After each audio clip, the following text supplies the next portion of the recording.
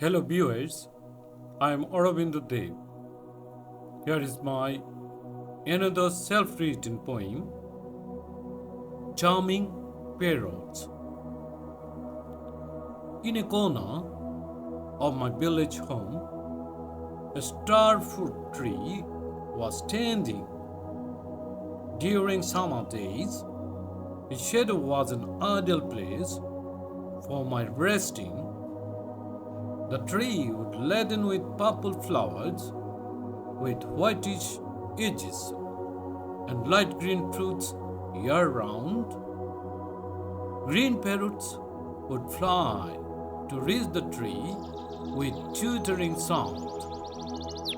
Seeing those beautiful birds among the branches of the tree, mind would fill with captivating glee. Long years ago, since I left my home and moved to other places for my staying, often I remember those charming parrots and wonder if they are still visiting. Please like, comment, share, subscribe my YouTube channel. Thanks to all, Arabinda Deb.